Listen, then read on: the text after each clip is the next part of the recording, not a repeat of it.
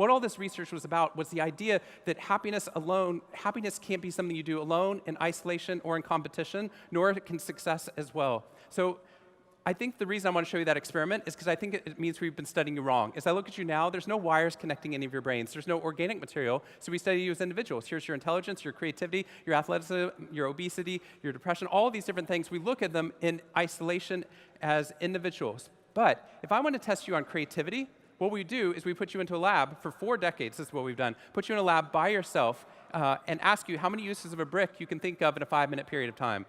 But everyone knows you're more creative when you're around certain people in your life.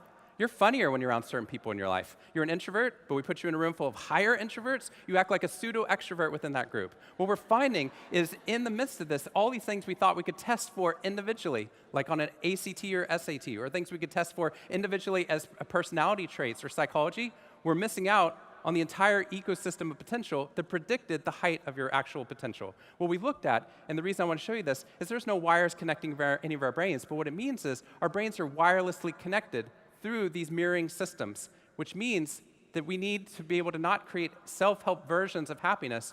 We need to find a way of creating happiness as an interconnected community. I want to tell you the 2 studies that started all of this for me that start Big Potential. The first one sounds boring, but to me, it's the reason you're here, and I think the most powerful study that's come out in the past century. So what we found is 2 researchers out in Virginia found that if you're looking at a mountain you need to climb in front of you, if you're viewing that mountain by yourself, your brain perceives a mountain that is 10 to 20% steeper than a mountain of the same height you perceive while standing next to a friend who's going to climb it with you.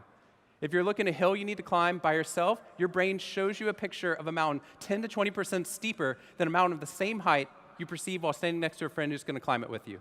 That's not just the physical barriers in front of us. That's finding a way of overcoming depression and anxiety. That's finding a way of being able to pursue equal pay. That's finding a way of being able to be successful within our lives in the midst of our family and the other obligations we have within our life. As we're looking at those hills, if we're looking at them by ourselves, it's exhausting in the midst of the political and economic changes we see. But the more you surround yourself with people like this, turns out those opportunities change your response to that world. I did an article that you can find online with the Harvard Business Review testing what happens when you have individuals come together in a group like this. And we did it on the conferences for women. And what we found is that for people that had signed up for a conference, so taking any selection bias out, people who had signed up but not yet been to a conference, comparing them in the same economic period of time to people who had been to a conference over the next year period of time, it turns out that people would come who met other people who realized that they weren't alone in these processes and learned from one another. It turns out that your likelihood of promotion doubled